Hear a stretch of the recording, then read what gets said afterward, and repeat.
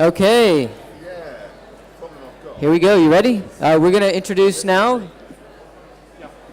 Are we tweeting? Yes. All right. So we're going to introduce Joe from Group Dynamics. Give him a round of applause, please. Thank you.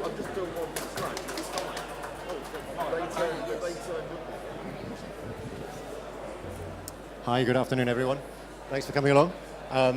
As Caleb said, my name's Joe from Group Dynamics. We do everything from voting and messaging on keypads through to tablets, custom apps, RFID, quite a wide range of things. So instead of doing a demo, I thought it would be best to talk about a few events we've been lucky enough to work on and talk about why our clients chose to use what they did rather than what we did exactly.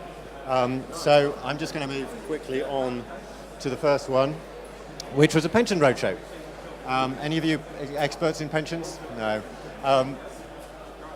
We've been doing this for the last couple of years, and the whole thing, the technology side of things, was kind of shaped by a phrase that we had in the first meeting we ever had with this client. And somebody said that they were trying to change the enterprise from being a customer-focused enterprise to being a customer-centric enterprise. It's a bit wishy-washy, but it basically means they were trying to put the customer at the center of everything they did. And to do that, well, as a small business, that's quite easy because you've got a much more personal relationship with your clients. For a large enterprise, it's a lot more difficult. Individual voices tend to get lost. So what they were trying to do is twofold, really, with this app that we were going to come up with, was to build a better relationship with their clients. So to share a lot of information. So it's going from the host of these events to the clients. And instead of selling, they wanted to inform. And the other thing that they wanted to do was obviously if you want to put the customer at the center of your business, you need to know what their needs are, what their requirements are, what their concerns are. So we were trying to gather as much information as possible as well. So that was the premise around our offering, and these are the results, general results of what we did. We had an app on a tablet that we gave out to all of the delegates as they came in, RFID badges so they could sign in so we knew who they were. We had voting, we had messaging, we had people liking the messaging. As part of the sharing information, there were lots of documents available for clients to request that they be sent afterwards. And the actual hosts themselves, the employees, when they logged in, they got an extra button, which allowed them to take notes on the conversations they were having with the clients in the room, just to get as much information as possible about everything. Now, you look at that and you think, yeah, so what? And what we've done in the past, we tend to be guilty of in the past, is look at these different things in splendid isolation. So I'll give you an example. You look at the polling, the voting, and you might say, oh yes, as a group, everyone seems to like option A and nobody likes option B. It's kind of interesting. And then you might look at the questions that were sent in and you say, oh yes, everyone's asking about C. And then you might look at the documents requested and say, oh yes, document X was the most popular. Document Z, no one wanted. And that's great, but it's not really building a picture, is it, about your individuals. It's not putting the customer at the center of your business. What you need to do now, instead of going across them, is to go up and down. So what we were trying to do was give them the information, the individual threads, if you like, of information across this sort of tapestry of data that we've created. I'll give you an example. Let's call him Simon. He was at one of the events in London, and in the polling, in the voting, there was a question about what your biggest concern is with the future of pensions. Now, I know we're not experts about pensions, I'm not either, and he said his concern was about funding. He was in a minority. Fine, okay, he's in a minority. Doesn't really tell us much, does it? Okay, so let's see what Simon said with the questions. So we look at the questions he asked, and he was asking his peers about Brexit. He was interested to know what his peers thought about Brexit and the pensions industry. Not really telling us much, is it? But it's interesting anyway. Then let's look at the documents he requested. Out of all of the documents available, he requested exactly none of them. Now, it wasn't a technological thing. He was obviously engaging with the app. So maybe that's interesting. Maybe none of the documents were of interest to Simon. So then let's have a look at the conversation he had with one of the hosts. Let's try and give it some context.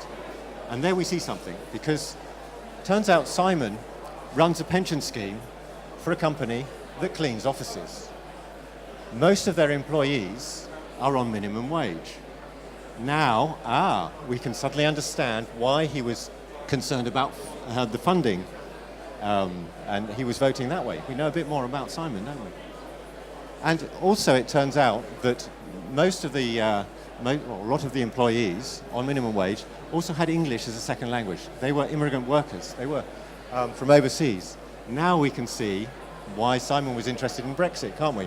So I think we understand Simon a lot better now because we've done this thing. And I think that if we have to write a little paragraph for an introduction email, all of us could write something that would fit the bill for Simon and make him interested to come back the next year. So that's what we're trying to do. And I'll try and sum this up very quickly, this case study, in that with technology, what you want to be doing is not looking to build an app, you want to build a relationship. And if you go in with that kind of idea, you will get a lot more out of your technology. That's what we tried to do there, and I think it worked. Right, I'm going to move on to something completely different now, because there was quite a lot of technology, there was quite a lot going on in the app, RFID and so on. Next one was a leadership conference. Now this was for an international airline, had 250 delegates, and what they wanted to do, they were convinced that the best ideas and solutions were going to be in that room. It was just getting them out. So they wanted to sort of brainstorm some ideas, bounce some ideas around, get people talking. The other problem they had was that they all worked in small teams. So this silo mentality. So, sales wouldn't talk to ops, ops wouldn't talk to marketing, marketing wouldn't talk to accounts, Manchester wouldn't talk to London. So what did we do? Well, the client did a special seating plan that mixed everything up. So people weren't sitting with people they normally sit with.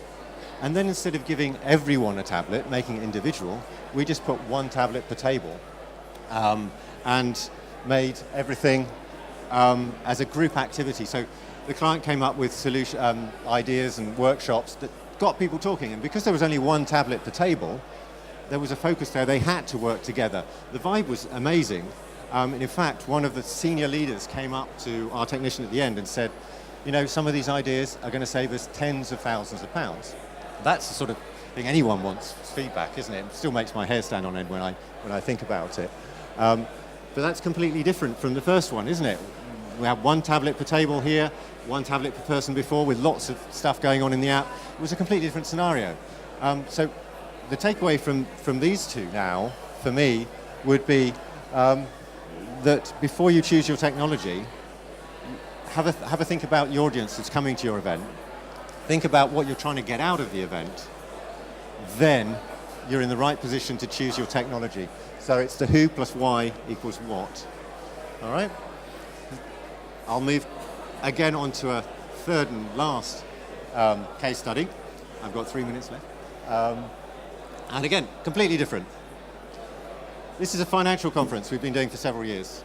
It's the kind of thing, I'm sure you guys all have similar things. We've got 900 registrations, and then only 400 or 500 people show up. So what have we been doing? Well, we've been printing 900 badges, laying them all out, and then only half of them show up, half of the badges go in the bin. And also, Z, Y, X, we're all good at doing our alphabets in inverse order, aren't we? And looking at badges upside down. The client actually said to us, Joe, not doing that anymore. It's not environmentally friendly, it's not good, lots of space, what can we do? So we went away and we thought about it, and we came up with a solution to print the badges on demand as the customers came in, the guests came in. Full colour badges, double-sided, a solution that would print a badge within 5 seconds. And that way, we only printed the badges we needed. And the added value to that was that we had a live attendee list. We had the customer coming up to us saying, who's here from Barclays? And we could tell them. Has this person arrived? Yes. And also, because we were printing the full colour badge, if they were a speaker, they got an orange badge. If they were a client, they got a purple badge. It didn't really matter. The system was flexible enough to do that. We've got it on our stand over on the corner there in stand number 2 if you want to come and make your own badge. So that's something, again, completely different. And I'm going to create a rod for my own back with my very last slide, because the takeaway from this one is that innovation comes from never being satisfied. So if you guys go around and you use some event technology, please say thank you to them, if it goes well at the end of the event, to your suppliers, but also say, hold on, let's sit down. How can we make it better for next year? Because that's where you get some innovation. Challenge them to improve this. Nothing's perfect. We can all do stuff better. So have a look at everything that's gone on and try and make it better for next year. And that's my set of slides for today. And as I said, if you'd like to see any of our stuff, come over. I'll stand over by the cloakroom. And any questions? No? Yeah. Fantastic. Thank you very much. Thank you very much, Joe. Really appreciate it. All right, excellent.